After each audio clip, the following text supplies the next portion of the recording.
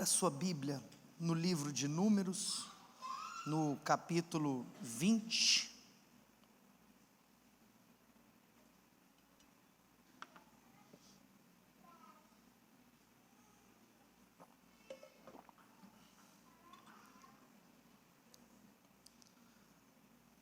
Paulo, aqui na hora da oferta, já trouxe uma mensagem um tanto quanto teológica.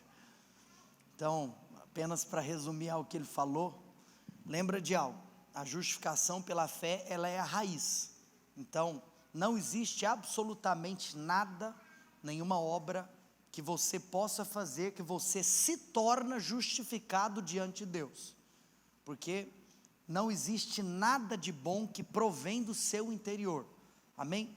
Agora, uma vez que a justificação pela fé é a raiz, inevitavelmente, todos aqueles que foram justificados pela fé, eles recebem uma nova natureza. Ou seja, eu recebi a nova natureza de graça.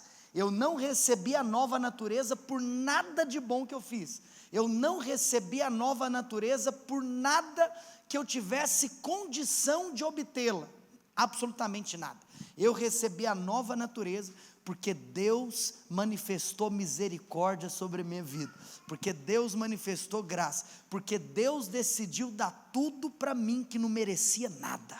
Aí eu recebi uma nova natureza, porque eu acreditei nele, eu acreditei nesse Redentor, eu acreditei neste Deus que justifica o ímpio, como Paulo diz em Romanos capítulo 5, uma vez que eu acredito nele, aí agora ele perdoa os meus pecados. Obviamente, acreditar nele faz parte de um combo de arrependimento, porque não há quem diga que acredita em Deus, mas que não se arrepende. Então você não acredita em Deus. Agora, se existe o arrependimento genuíno e a entrega genuína, aí agora eu recebo a nova natureza. E aí eu concordo com todas as palavras que ele diz, que se eu tenho uma nova natureza, agora inevitavelmente não é causa, não é porque eu estou buscando, é uma consequência. Se eu sou uma nova pessoa e eu tenho uma nova natureza, inevitavelmente eu também terei novos hábitos. É por isso que, se alguém diz ter uma nova natureza, mas não tem novos hábitos, essa pessoa pode estar enganada. Não cabe a mim e você julgar absolutamente nenhuma pessoa, não cabe a nós determinarmos o que uma pessoa é ou o que uma pessoa deixa de ser. Cabe a nós olharmos para o nosso espelho e reconhecermos aquilo que nós temos sido. Amém? Ou seja, como ele bem diz, você não foi salvo pelas obras de maneira nenhuma. Agora, uma semelhança de todos aqueles que tiveram seu espírito iluminado é que eles agora manifestam as boas obras de Deus, como o apóstolo Tiago bem diz. Para você ter uma noção, é tão profundo essa discussão, que existem livros da história da igreja que até mencionam a dificuldade de Martinho Lutero em interpretar o livro de Tiago. Enfim, mas o poderoso é nós sabermos que a palavra de Deus, ela é inerrante, ela é perfeita, e ela nunca se contradiz, ela apenas se completa. Diga glória a Deus por isso. Gente, por falar em palavra de Deus, hoje nós estamos hoje nós estamos aqui com o intuito de trazer a finalização do nosso estudo do livro de Números. Nos últimos 4 meses, nós tivemos expondo capítulos desse livro com a igreja. E você sabe que depois que eu gravei um videozinho falando que hoje era o último dia, eu estou com medo de não dar tempo de eu falar tudo. Mas então, se hoje não for o último, vai ser o penúltimo, para a glória de Deus.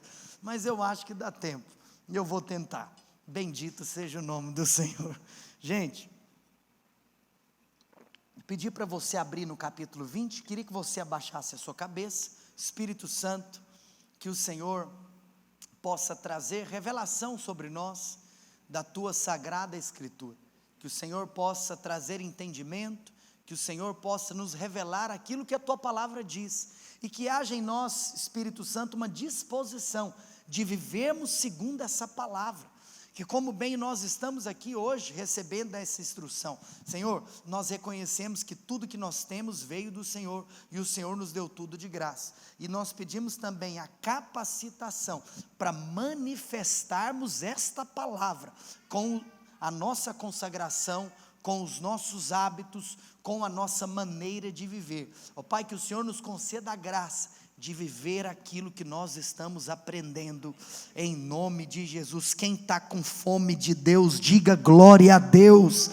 Quem está com sede da palavra, fala: vem papai, aleluia. O papai do céu está aqui, e ele quer falar com você.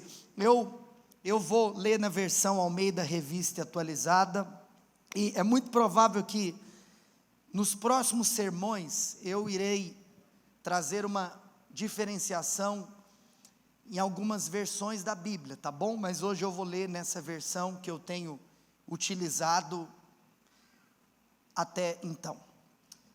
Números capítulo 20, versículo de número 2, a escritura diz assim: não havia água para o povo. Diga comigo: não havia água para o povo. Beleza, só eu. Então se ajuntaram contra Moisés e contra Arão. Que maravilha, né? Quando tem alguma necessidadezinha, quando algo está errado e algo está faltando, a galera gosta de surrar o pau na liderança, né? Que maravilha, né? Está faltando, é culpa sua, safado, né? Deixa para lá. Verso 3, não estou dando indireta não, graças a Deus, isso aqui não é a realidade do nosso povo, falando na presença de Deus. Eu só estou constatando que às vezes isso é coisas corriqueiras que as pessoas vivem. Todas as vezes que elas estão diante de uma necessidade, algumas pessoas têm a tendência de terceirizar a culpa daquilo que elas estão passando, simplesmente porque estão precisando de alguma coisa. Não terceirize a culpa daquilo que você está passando. Clame ao Senhor, que o Senhor vai atender as suas necessidades. Amém? Gente, olha só. Hoje eu não vou pregar apenas o capítulo 20, então eu quero tratar temas restantes do livro de Números. E o primeiro tema, que é o tema do capítulo 20, que eu quero falar a respeito do pecado de Moisés. Diga comigo: o pecado de Moisés. Você já se perguntou por que Moisés não entrou na terra prometida? Você já se perguntou, mesmo Moisés sendo esse líder tão usado por Deus como ele foi, um homem tão íntimo de Deus como ele foi, de fato Moisés, muitos dizem, obviamente depois de Cristo, que talvez ele tenha sido o maior líder retratado pela palavra de Deus, mas o fato é que os irmãos sabem a história, que ele não entrou na terra prometida, e eu acredito que uma das razões que ele não entrou na terra prometida é uma dessas que eu compartilharei com você nos próximos minutos. Hoje o meu intuito é falar sobre o pecado de Moisés, falar sobre a serpente de bronze e falar sobre um profeta chamado Balaão. Então vem comigo. Não havia água para o povo, então se juntaram contra Moisés e Arão. Verso 3, e o povo contendeu com Moisés e disseram: antes tivéssemos perecido quando expiraram nossos irmãos perante o Senhor. Olha o povo desejando a morte de novo. Por que trouxestes a congregação do Senhor a esse deserto, para morrermos aí, nós e os nossos animais? E por que nos fizeste subir do Egito, para nos trazer a este mau lugar, que não é de cereais, nem de figos, nem de vides, nem de romãs, nem de água para beber? O povo reclamando. Por isso que você se lembra de um dos primeiros comentários que eu fiz, que a trajetória desse povo, que era para ter sido uma trajetória de dias, acabou sendo uma trajetória de anos, porque pessoas que têm a tendência de murmurar na vida, você pode saber de algo, nunca vão sair do lugar, porque quem murmura anda em círculos. E dentro desse contexto, né, e nós aqui já ouvimos aqui nas pregações anteriores, tantos exemplos de murmurações que o povo de Deus, nesse tempo de peregrinação no deserto, acabou realizando. Mas olha só, o verso 6 diz que então Moisés e Arão se foram de diante do povo, para a porta da tenda da congregação, e se lançaram sobre o seu rosto, e a glória do Senhor lhes apareceu. Como diz o outro, antes de eu falar do pecado, eu quero falar dessa coisa boa que Moisés fez. Ele foi orar. Então, se você é um líder na casa de Deus, ou se você exerce liderança em qualquer lugar, acredite em mim, se está tudo dando errado, você tem a oportunidade de fazer algo, você tem a oportunidade de se colocar na presença de Deus, porque se você coloca na presença de Deus em oração, o Senhor vai te dar uma direção do que fazer. Você sabe que a história começa com Moisés. Olha, o povo continuou fazendo o que eles sempre fizeram, murmuraram. Agora, Moisés fez algo que também ele fez várias vezes, que é correto. Ele foi buscar então um direcionamento do Espírito Santo, um direcionamento de Deus. Agora, ele recebe o direcionamento de Deus. Qual é a direção de Deus? Disse o Senhor a Moisés, verso 7, agora verso 8, toma o bordão, ajunta o povo, tu e Arão, teu irmão, e diante dele, falai, diga comigo, falai, a rocha, e dará a sua água, e assim lhes tirareis água da rocha, e dareis a beber à congregação e aos seus animais. Você percebe aqui algo interessante, que aquele povo estava tendo uma atitude errada, a atitude da murmuração, mas a manifestação de Deus perante o povo, não foi de em primeiro lugar trazer aqui uma repreensão ao povo. Em primeiro lugar, Deus se preocupou em trazer a resolução da necessidade do povo. Sabe de uma coisa? Você serve um Deus que, em primeiro lugar, Ele, olha só, em primeiro lugar, por quê? Porque você precisa entender o Evangelho de uma maneira completa, e se tem algo que eu gosto sempre de exemplificar, é que você quer meditar em qual é o relacionamento de Deus com você, é só você meditar num relacionamento de um pai para um filho. Então, por exemplo, pais que amam, repreendem os seus filhos, sim ou não? Então é claro que Deus também nos repreende. Agora, você também sabe que um pai amoroso, antes de repreender, ele sempre tem, primariamente, um anseio no coração em suprir as necessidades do seu filho, sim ou não? Foi isso que Deus fez. O que Deus orienta Moisés, não estava em primeiro lugar ligado a uma palavra exortativa ao povo que estava errando, mas não, Deus estava aqui manifestando graça a esse povo, porque Deus queria que aquele povo recebesse a água que eles estavam desejando, e ele falou para Moisés, Moisés, então fala a rocha, que da rocha vai sair água. Então, verso 9, Moisés tomou o bordão de diante do Senhor, como lhe tinha ordenado. Verso 10, Moisés e Arão reuniram o povo diante da rocha, e Moisés lhe disse, ouvi agora, rebeldes. Que engraçado, Deus havia mencionado para Moisés a respeito da rebeldia do povo, sim ou não? Deus tinha falado sobre a rebeldia do povo? Deixa eu te falar uma coisa, se você quer ser um profeta de Deus, se você quer ser alguém usado por Deus, toma muito cuidado em não acrescentar a sua emoção no contexto da sua missão.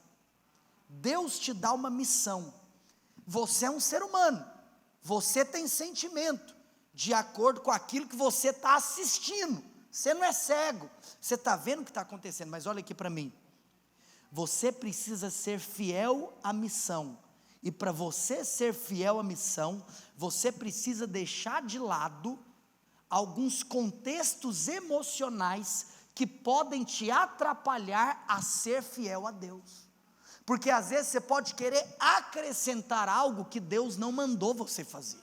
Você pode acrescentar algo que Deus não mandou você falar. Não, mas eu estou falando porque o povo tem que ouvir. Deixa eu te falar uma coisa. Se você acrescenta algo que Deus não mandou você falar, porque você talvez na boa intenção acha que o povo tem que ouvir, e às vezes pode ser que o povo tem que ouvir mesmo, você está sendo rebelde a Deus, porque você está achando que você sabe mais do que Deus aquilo que o povo precisa. E esse é o problema.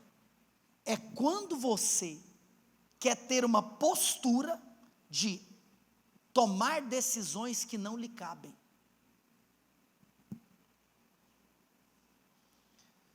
Nunca tome uma decisão que você não é a pessoa para decidir. E aí então Moisés falou: ouvi agora, rebeldes, porventura faremos sair água dessa rocha para vós outros? Moisés azedou a conversa. E ainda Moisés, eu ia comentar mais tarde, mas eu já vou comentar agora. Moisés, ele faz uma pergunta, mas aqui na pergunta de Moisés, tem algo assim engraçado, porque ele fala na condição de ser aquele capaz de fazer a água sair. Porque olha o que é que ele fala: porventura faremos. Faremos. Olha a conjugação do verbo fazer. Primeira pessoa do plural. Significa nós. O que é nós? Eu mais ele. Ou seja, quem está falando é Moisés. Ele está fazendo uma referência a ele e a Arão. Está comigo? Então ele está falando assim: porventura, gente, vocês aí que estão me vendo, eu e Arão então, vamos fazer sair água para vocês. Espera aqui, Moisés. Quem disse que é você que tem o poder para fazer a água sair? Por que você está querendo se colocar diante do povo naquela condição de que você é o bambambam que tem condição de fazer o que o povo está precisando?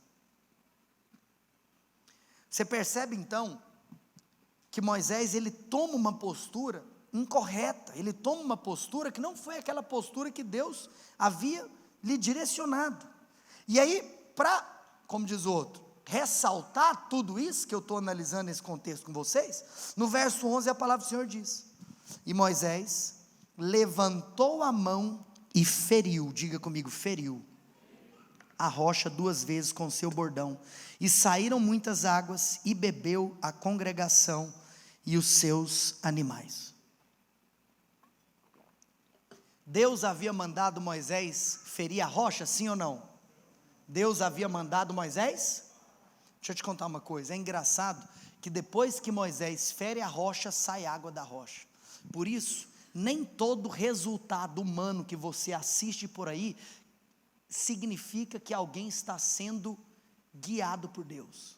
Nem todo resultado humano que está sendo publicado por aí, significa que é um agir de Deus, pode ser agir de homem. É por isso que nós não somos movidos por barulhos que homens fazem. Porque você pode ter alguém que está ferindo algo que Deus mandou falar e vai sair água do mesmo jeito.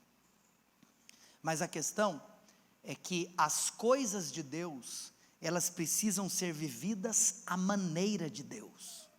E é um problema muito grande quando alguém quer viver um cristianismo pela metade, aonde ele quer se portar como alguém que se preocupa com as coisas de Deus, mas no seu dia a dia ele não se preocupa com os caminhos de Deus. Eu quero te contar uma coisa, que quem diz que os fins, que os fins justificam os meios, foi um homem chamado Maquiavel. Então, estou certo? Então, presta bastante atenção. Quero te falar uma coisa. Você precisa não apenas fazer o que é correto, você precisa fazer da maneira correta, no tempo correto. Amém? Agora, para encerrar, o resultado disso é que o verso 12, depois que o povo foi suprido, o Senhor vem ter com Moisés, e ele disse: visto que não crestes em mim, para me santificardes diante dos filhos de Israel, por isso eu não fareis entrar este povo na terra que lhe dei. É interessante porque aí Deus vem ter com Moisés. E Deus fala para Moisés: olha, vocês não creram em mim. Irmãos,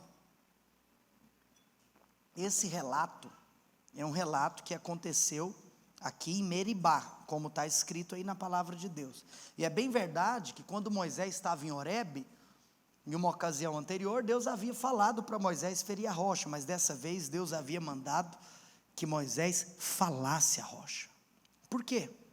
Porque deixa eu te contar uma coisa, a rocha aqui aponta para Cristo, e no contexto de Horebe, aonde Deus havia dito que a rocha deveria ser ferida, é porque naquele contexto, aquela rocha estava simbolizando, o Cristo crucificado.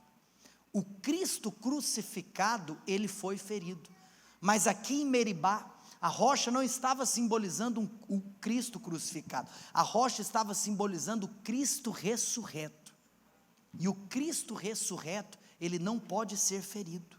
Você sabe por quê? Hebreus capítulo 10, verso 12, diz algo, olha só, Jesus porém, tendo oferecido para sempre, diga comigo, para sempre, um único sacrifício pelos pecados, assentou-se à destra de Deus.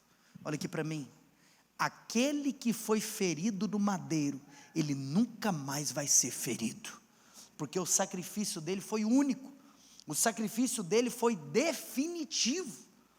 Então, Moisés de maneira nenhuma poderia ter feito aquilo que ele fez.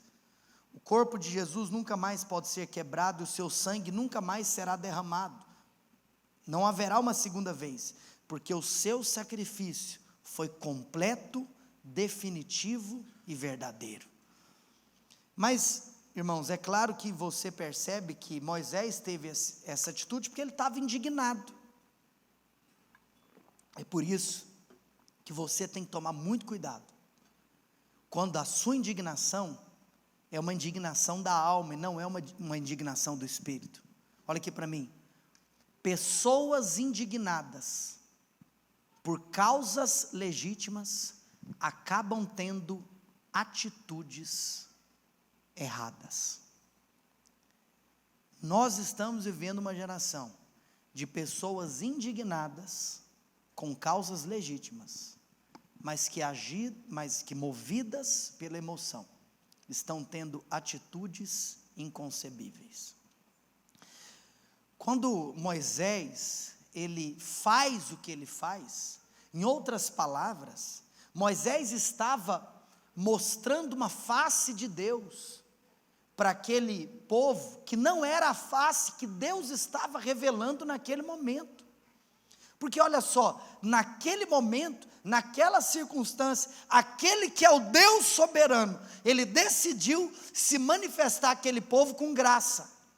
Mesmo aquele povo sendo infiel, mesmo aquele povo sendo rebelde, mesmo aquele povo murmurando, Deus decidiu suprir, Deus decidiu abençoar, Deus decidiu liberar água sobre eles.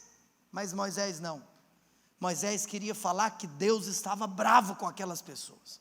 Moisés queria falar que talvez Deus estava...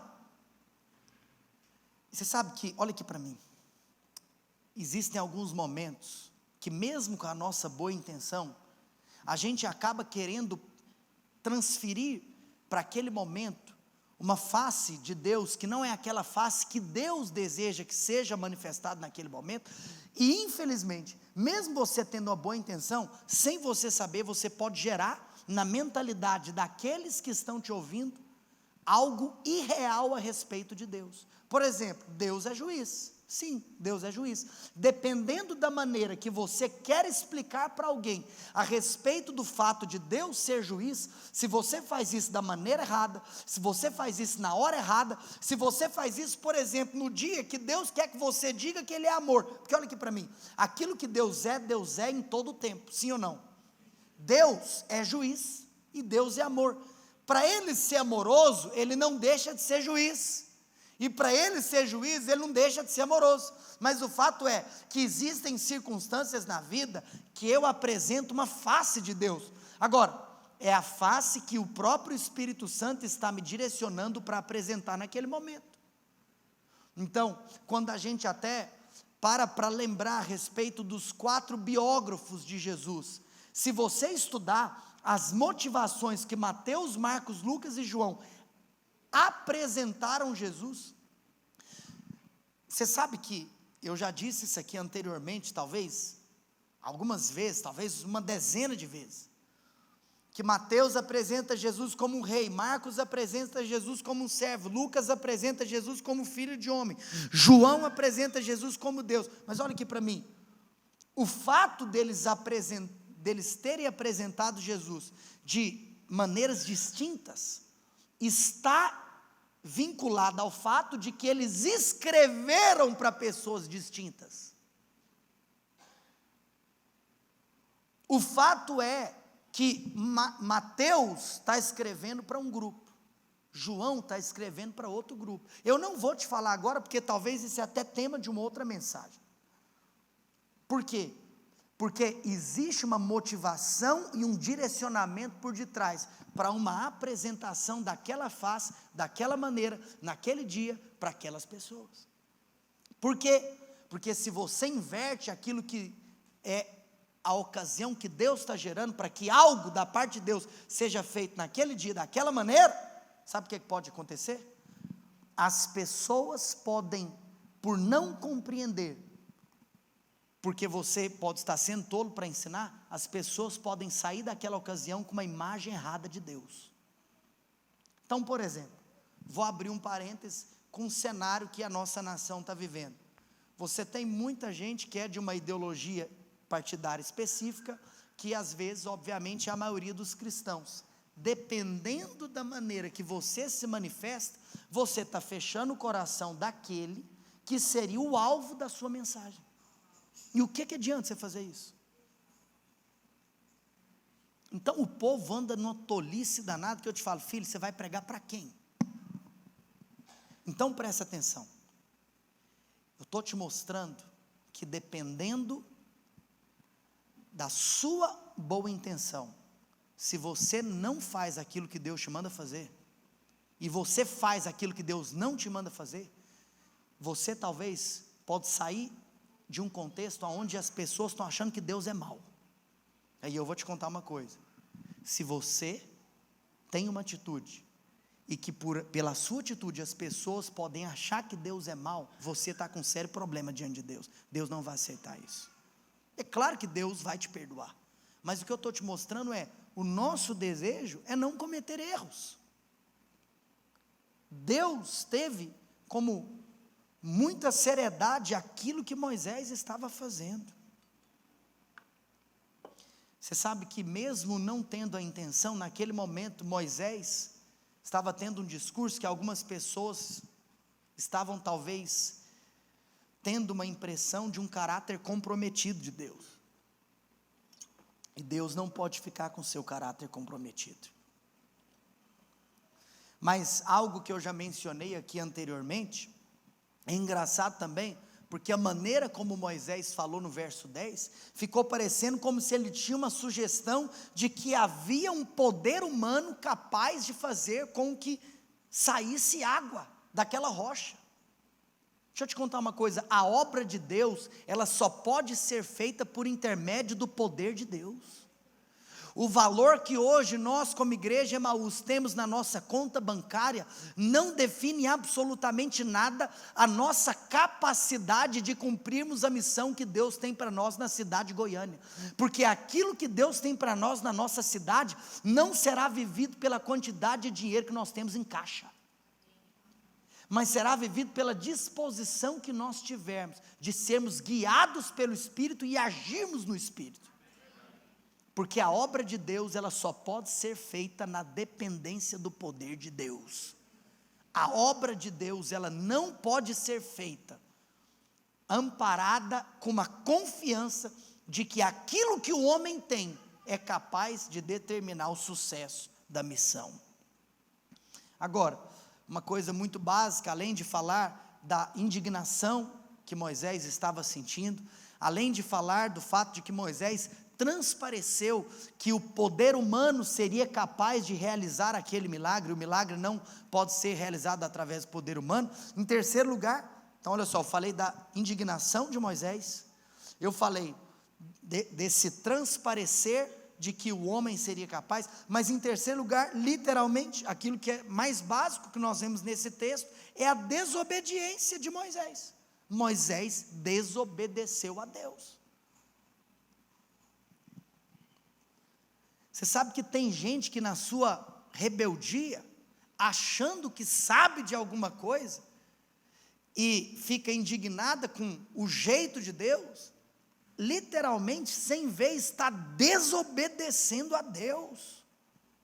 Toma cuidado na sua vida para você não desobedecer a Deus. Irmãos, deixa eu te contar uma coisa, você sabe qual que é uma grande característica dos maiores homens de Deus na história? Simplicidade. A simplicidade de obedecer. Eu vou te falar uma coisa, obediência requer simplicidade. Pessoas muito sofisticadas, elas obedecem pouco, porque elas querem entender demais, porque elas querem argumentar demais. Olha aqui para mim, você precisa de entender, quando algo está no campo da discussão, e quando algo está no campo da direção. O problema é que tem muita gente omissa no campo da discussão, e tem muito falatório no campo da direção. Se algo está no campo da discussão, tenha liberdade para abrir a sua boca e para argumentar, mas se algo está no campo da direção, então Deus só requer uma coisa de você: vai lá e faz, não o que você quer fazer, mas o que tem que ser feito.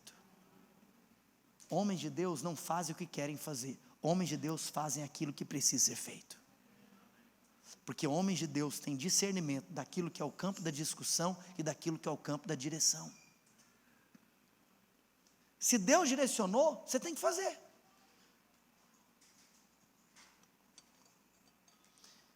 Sabe o que é poderoso?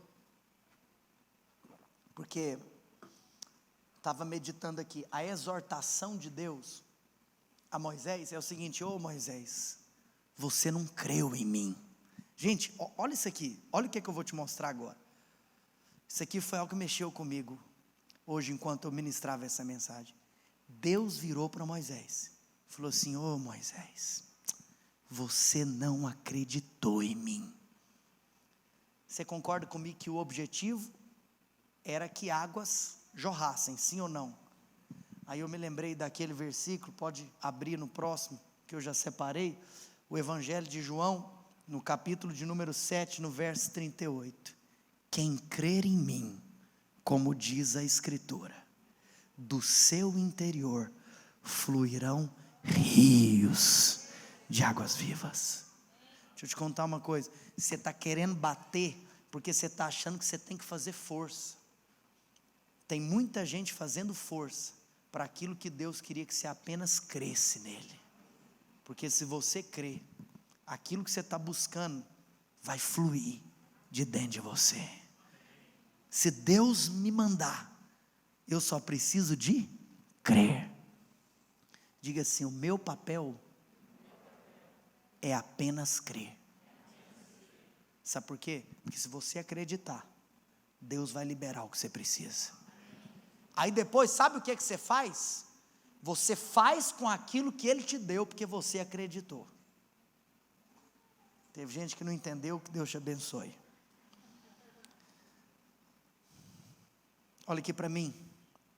Portanto, a conclusão que eu tenho sobre o pecado de Moisés, infelizmente é uma conclusão triste, é que, como eu te disse, Moisés feriu a rocha, quando Deus mandou falar com a rocha.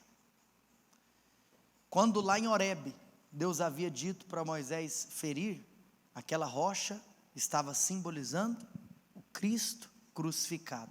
Mas aqui em Meribá, essa rocha estava simbolizando o Cristo ressurreto. Sabe o que isso significa? É que Moisés foi capaz de apontar para a crucificação, mas Moisés não foi capaz de apontar para a ressurreição. E olha aqui para mim, um homem de meia palavra, ele também vai se tornar um homem de meia tarefa. Moisés, ele só cumpriu meia tarefa. Ele tirou o povo de Deus da escravidão do Egito, mas ele não foi capaz de introduzir o povo para a vida que Deus tinha em Canaã. Olha aqui para mim, tem muito crente que quer viver apenas um meio evangelho. Se você for um homem de meia palavra, você também será um homem de meia tarefa. Você sabe por quê? Porque, como foi dito aqui anteriormente, o grande dilema do cristianismo, você sabe que se você parar para meditar, todas as discussões teológicas, elas têm uma raiz em comum. Todas as discussões teológicas têm uma raiz em comum: o fazer do homem. Como é que é?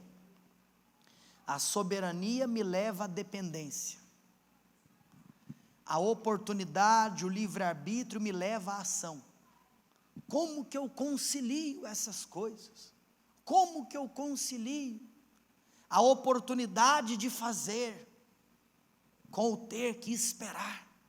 Todas as discussões soteriológicas, no que tange a salvação é Deus que dá, de graça, sem o homem ter que fazer nada. E aí também, porque se ele não teve que fazer nada para receber, por que ele tem que fazer para manter? Então ele não tem como tirar. Mas por outro lado, o homem não tem que aceitar, e ele não tem que permanecer fiel até o fim, porque senão ele vai perder. Só estou te mostrando que toda discussão é essa. Mas olha aqui para mim, se você for um homem de meia palavra, você vai ser um homem de meia tarefa. Tem muita gente boa em só falar a parte que o homem tem que fazer, mas não é capaz de exaltar aquilo que o homem recebe de graça. Sabe o que é que vai acontecer?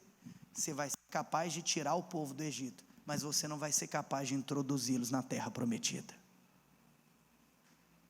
Porque o que tira alguém do Egito é a mensagem da crucificação, mas o que introduz alguém em uma vida plena é a mensagem da ressurreição. A mensagem da ressurreição é: se eu fui sepultado com Cristo, Romanos capítulo 6, versículo de número 4, fomos pois sepultados com Ele na morte pelo batismo, para que assim como Cristo, que ressuscitou dentre os mortos, assim também andemos nós em novidade de vida. Se você quer viver uma novidade de vida em Canaã, se você quer viver uma vida plena e uma vida abundante, você precisa de compreender não apenas a mensagem da crucificação, você também precisa de ter revelação da mensagem da ressurreição, porque um homem de meia palavra vai também ser um homem de meia tarefa.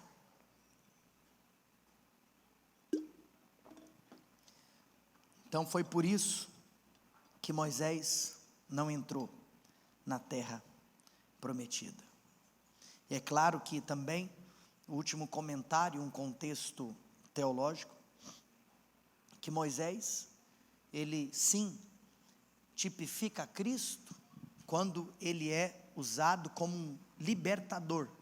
Então Moisés é sim um tipo de Cristo no Antigo Testamento, assim como o faraó era um tipo de Satanás, o Egito era um tipo de mundo, o Mar Vermelho é um tipo do batismo. Talvez, se você não consegue compreender esse significado da palavra tipo, é porque no Antigo Testamento nós temos alguns elementos que podem ser tipos, são analogias. Enfim, depois eu explico sobre isso. Mas o fato é que Moisés também aponta para a lei. Moisés também aponta. A prova é tanta que, quando Deus quis dar a lei para o seu povo, Ele deu a lei por intermédio do seu servo Moisés. Esse é um versículo. Mas, quando a graça veio, Deus não escolheu nenhum homem para manifestar. O próprio Deus decidiu vir à terra, para manifestar a sua graça. A lei veio por intermédio de um homem, mas a graça veio pelo intermédio do próprio Deus. Ou seja, uma vida meritocrática nunca vai te introduzir a um lugar de total dependência. E aí, a conciliação dessas coisas é algo que eu já disse aqui nesse púlpito várias vezes.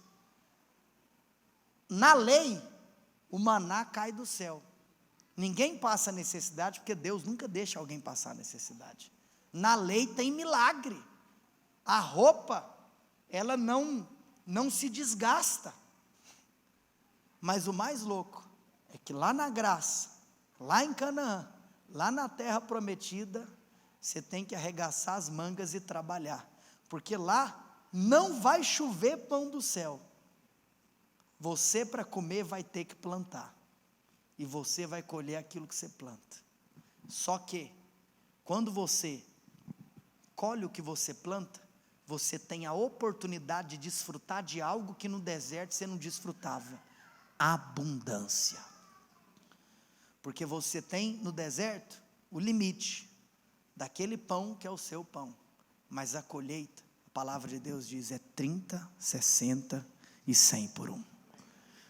E queria finalizar falando a respeito do capítulo de número 21, queria que você abrisse comigo, no versículo de número 4.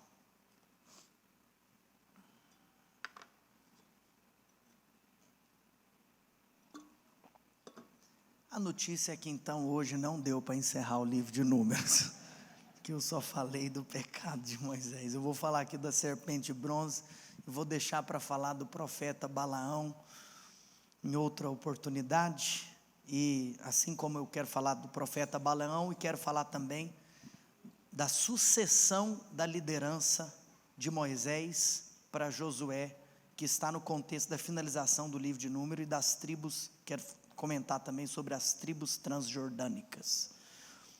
Versículo 4 de Números 21 diz assim: então partiram do Monte Or pelo caminho do Mar Vermelho, a rodear a terra de Edom, porém o povo se tornou impaciente no caminho. De novo, o povo se tornou impaciente no caminho. E o povo falou contra Deus e contra Moisés: por que nos fizeste subir do Egito, para que morramos nesse deserto, onde não há pão nem água? Gente, olha que engraçado, um capítulo depois, o povo está murmurando pelas mesmas coisas. Misericórdia, que Deus nos livre de ser como esse povo, que nós possamos enxergar a bondade de Deus, nós possamos enxergar a fidelidade de Deus. Presta atenção, tem crente que vive murmurando de tudo, nunca está bom, está sempre faltando, está sempre um problema. Meu filho, sai desse deserto hoje em nome de Jesus. Verso 6, então, final do verso 5, e a nossa alma tem fastio deste pão vil. Olha o que eles estão falando do maná, misericórdia. Então o Senhor mandou entre o povo serpentes abrasadoras, que mordiam o povo, e morreram muitos do povo de Israel. Gente, olha só, aqui nós estamos no contexto da antiga aliança, mas você percebe que agora, olha que coisa louca, o Senhor mandou entre o povo serpentes abrasadoras. Então você percebe que no capítulo 20, Deus decidiu se manifestar de uma maneira. No capítulo 21, Deus decidiu se manifestar de outra maneira. Ou seja, quem define a maneira que Deus vai se manifestar não é você. Ele se manifesta da maneira como Ele bem entende, porque Ele sabe de todas as coisas e Ele é soberano. Amém? Claro também que você precisa entender que hoje, na nova aliança, isso que aconteceu não aconteceria, mas é um assunto mais profundo para que eu pudesse te explanar, para você ter esse entendimento. Mas olha só, disse o Senhor, verso 6, então o Senhor mandou entre o povo serpentes abrasadoras, que mordiam o povo, e morreram muitos do povo de Israel. Verso 7, e veio o povo a Moisés e disse, aí agora o povo arrependeu, gente. havemos pecado, porque temos falado contra o Senhor e contra ti. Ora ao Senhor, ora Moisés por nós, ao Senhor que tire de nós as serpentes. Sabe o que Moisés fez? Orou pelo povo. Disse o Senhor a Moisés: Moisés, já que você está intercedendo, eu vou te contar a solução desse problema. Faze uma serpente abrasadora e põe-na sobre uma haste, e será que todo mordido que a mirar, viverá. Mirar no sentido de olhar, né? Estou mirando, eu estou olhando. E pôs sobre uma haste, e sendo alguém mordido por alguma serpente, se olhava para a de bronze, sarava. O que é isso? Olhava para a de bronze. É porque a serpente era uma serpente de bronze. Ou seja, olha que engraçado. As pessoas então estavam sendo mordidas por serpentes, e o veneno das serpentes abrasadoras que estavam mordendo essas pessoas estava matando. Mas acontece que então, quando o povo se arrependeu e clamou por misericórdia, Deus então mandou Moisés construir, né, uma serpente de bronze e colocá-la em uma haste. E então Deus falou: Moisés, você vai levantar essa serpente de bronze que está pendurada na haste, e todo mundo que olhar para ela, as mesmas pessoas que estavam contaminadas pelo veneno que mataram a muitos, todas elas serão curadas. Olha que poderoso isso. As pessoas eram curadas apenas por olhar. As pessoas não tinham que fazer mais nada. Se elas olhassem a serpente, elas estavam curadas. E aqui eu já tenho uma observação, o time de adoração pode subir, que foi algo que eu disse para vocês anteriormente, alguns minutos atrás. A simplicidade da fé. Irmãos, será que não teve alguém que pensou: rapaz, mas esse negócio está estranho, que conversa é essa? Apenas olhar? Como diz o outro, esse negócio está até fácil demais, esse negócio está até meio ilógico ou irracional. Mas o fato é que para muitas áreas da sua vida, a obediência a Deus vai requerer uma fé simples, de você literalmente acreditar naquilo que Deus falou. Irmão, se Deus falou que é de um jeito, olha aqui para mim, não tente entender, apenas se coloque na posição de humildade, em viver aquilo que Deus te direciona para viver. Deus providenciou a solução mais simples, e essa solução mais simples só exigia uma coisa: fé. Fé. Eu quero falar algo para você: a moeda de Deus, irmãos, a moeda do céu é a fé. O que você está precisando hoje? Olha aqui para mim. A distância da sua necessidade para a realização é apenas a fé. Acredita. Eu quero profetizar que você vai sair daqui dessa noite com a sua fé restaurada. Eu quero profetizar que você vai sair daqui com a sua... Você sabe que eu gosto de dizer que a fé é como um músculo. Você tem que exercitar. Você tem que exercitar. Exercite fé. Tem alguma causa impossível? Olha aqui para mim. Comece a orar por algumas situações específicas nesse ano de 2023, dizendo: basta. Esse ano eu vou testemunhar a conversão da minha família. Esse ano eu vou testemunhar isso, aquilo. Esse ano eu declaro aquilo que vai acontecer. Irmãos, Deus quer elevar a fé do seu povo.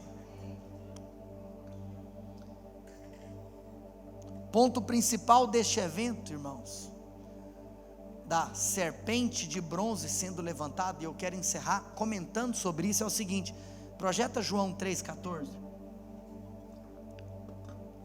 Olha que legal. Olha o que Jesus, olha o que está relatado aqui.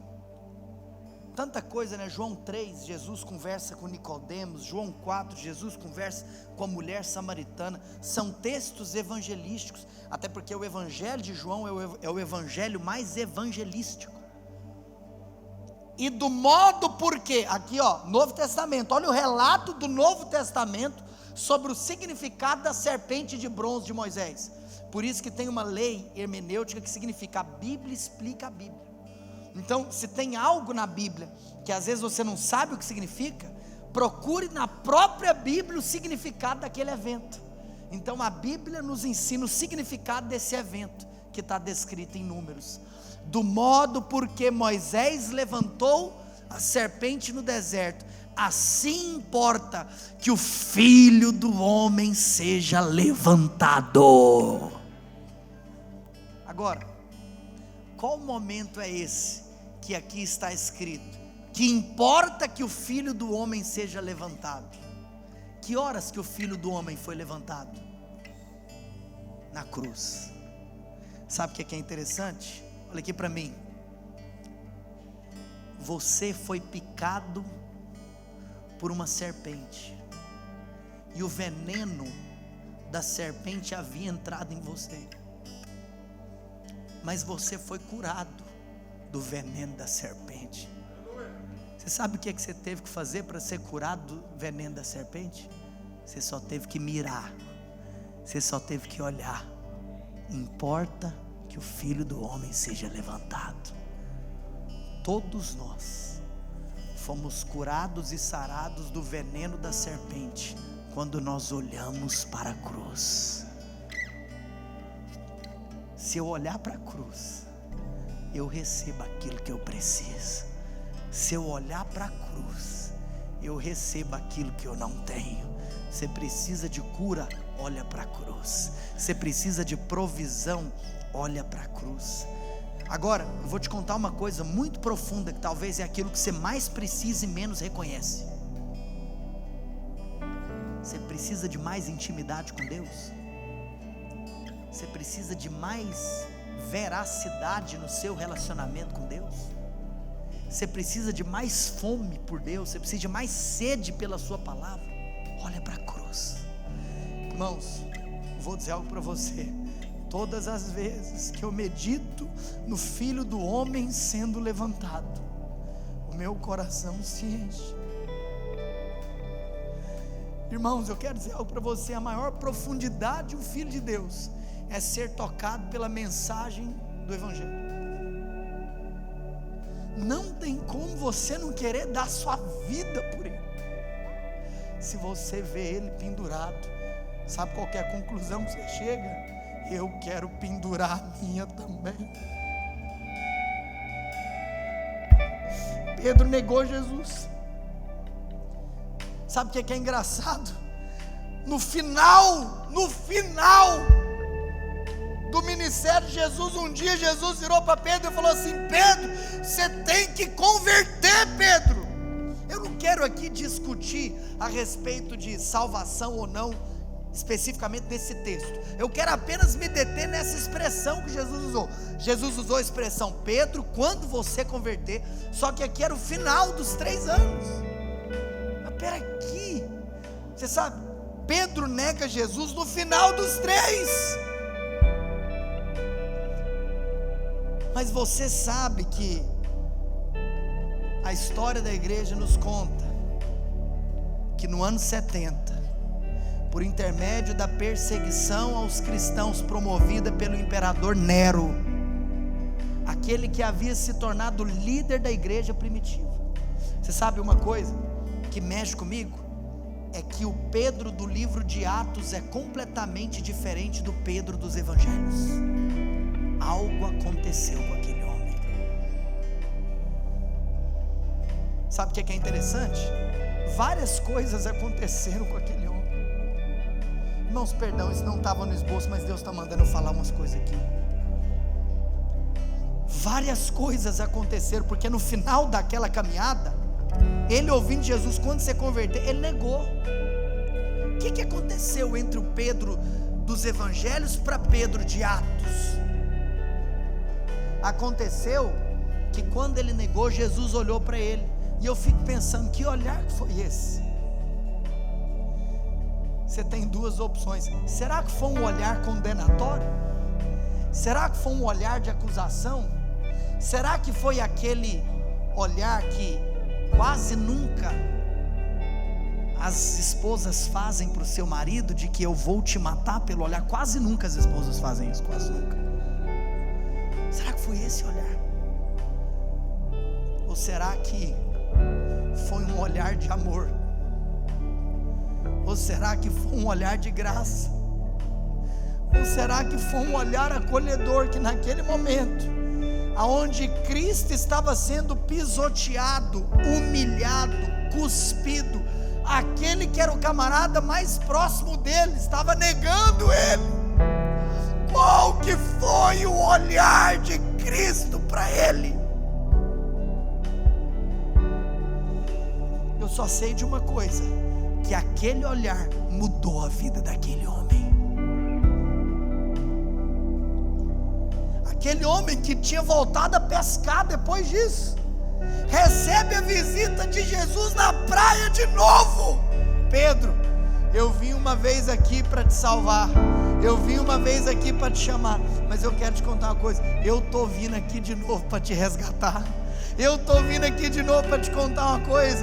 Eu não te amei uma vez, eu te amo todos os dias, quantas vezes for necessário. Eu estou aqui para te dizer, Pedro, um dia eu virei para você, eu falei que você ia deixar de ser uma coisa para ser outra. Você pode estar tentando lutar comigo, mas Pedro, de mim ninguém ganha. Vem, Pedro, vem. Por isso que eu amo aquilo que Marcos relata no seu livro. Olha aqui para mim. Quando o Cristo ressurreto aparece, você sabe que em primeiro lugar Maria Madalena foi aquela que teve um encontro com Cristo ressurreto, e Cristo então vai aparecendo para algumas pessoas. Mas é interessante que quando Cristo ainda não tinha aparecido para os seus discípulos, ele virou para aquelas mulheres e falou: olha, vocês vão, mulheres, contar para eles o que aconteceu. Todos os evangelhos relatam que Cristo disse para as mulheres irem e contarem para os discípulos que ele tinha ressuscitado. Mas apenas, gente, eu não estou abrindo em nada, porque nada disso aqui estava no esboço, é o Espírito Santo agora, olha aqui para mim. Apenas Marcos escreve uma coisa. Apenas Marcos escreve que quando Jesus vira para as mulheres e manda elas contarem para os discípulos, Marcos escreve assim, que Jesus mandou elas contarem para os discípulos e a Pedro. Mas espera aqui, se Pedro já era um discípulo, só de falar dos discípulos, Pedro está dentro, sim ou não? Mas aqui nós temos uma menina ênfase, está batendo uma tecla, é para contar para todo mundo, e a Pedro. Sabe por que Jesus falou e a Pedro? Vou te contar. Porque Pedro, ele tinha se colocado naquela posição de que ele era aquele que menos merecia. Jesus falou: você vai contar para todo mundo, e aquele que não se acha digno de ouvir essa notícia. Agora, por que Marcos foi o único que escreveu? Porque de acordo com a história da igreja, é muito provável que o evangelho de Marcos tenha sido ditado por Pedro. Por isso que alguns historiadores chamam o evangelho de Marcos de o evangelho de Pedro. Ou seja, assim como João é o único que fala que ele era o discípulo amado, porque foi ele que escreveu, Pedro, quando estava ditando para Marcos escrever, Pedro falou: teve uma coisa que mudou minha vida. Porque quando as mulheres forem nos contar, ela me contou que Jesus virou para ela e falou: avise todos os discípulos e a Pedro. Aquilo lá nunca saiu do coração de Pedro. Aí o Pedro, que tem um encontro com o amor, com a graça, com a bondade, com o perdão, com o favor imerecido, Esse Pedro em Atos é outro Pedro. Esse Pedro em Atos é aquele que tem a revelação de Romanos e aquele que tem a revelação de Tiago. Porque aquele que tinha negado nos evangelhos, eu volto para a história que eu estava contando, no ano 70, perseguição do imperador Nero contra os cristãos. Um dia essa perseguição chegou até Pedro. E aí sabe o que aconteceu? Assim como um dia a serpente de bronze foi levantada, assim como um dia Cristo foi levantado, quando a perseguição chegou no nível último, que Pedro seria morto, Pedro seria crucificado. Mas Pedro faz um pedido: vocês podem até me crucificar, mas a única coisa que eu não aceito é ser crucificado igual o meu mestre foi, porque eu não sou digno. Então se for para me crucificar, então vira minha cruz de cabeça para baixo, porque eu não sou digno de morrer como ele morreu. E aí Pedro, que havia negado nos evangelhos, depois a história da igreja relata que ele morreu crucificado de cabeça para baixo.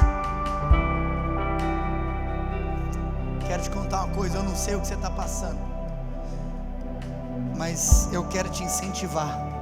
Olha para a serpente de bronze que está pendurada. Olha para a serpente de bronze. Se você olhar para a serpente de bronze, vai ser e a Vinícius, e a Érica, e a Mateus, e a Romeu, e a Paulo, e a Vanessa, e a você. Apenas por olhar, o veneno da serpente vai embora.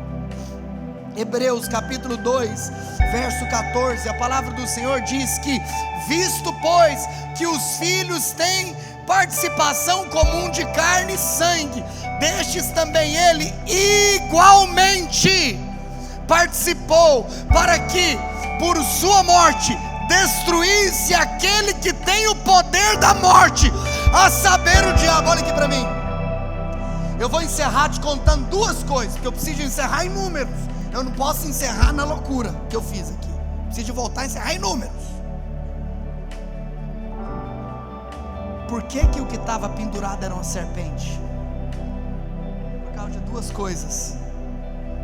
Porque a serpente simbolizava duas coisas. A serpente simbolizava Satanás e a serpente simbolizava Cristo. Olha aqui para mim. A serpente simbolizava Satanás. Primeiro porque tanto em Gênesis quanto em Apocalipse, a Bíblia chama Satanás de serpente, sim ou não? Olha aqui para mim. A serpente estava pendurada na cruz, porque é como se lá em Números, Moisés estava falando: deixa eu te contar uma coisa, vai ter um dia que alguém vai ser pendurado no madeiro, e no dia que esse alguém for pendurado no madeiro, a serpente vai morrer. Olha aqui, irmãos, o autor de Hebreus nos mostra que a morte de Cristo na cruz é a morte do poder da serpente. É por isso que eu amo aquela expressão: a morte da morte na morte. Vou falar de novo: a morte da morte na morte. Na morte de Jesus, a morte morreu, para que destruísse aquele que tem o poder da morte. Na sua morte foi destruído aquele que tem o poder da morte, a saber, o diabo.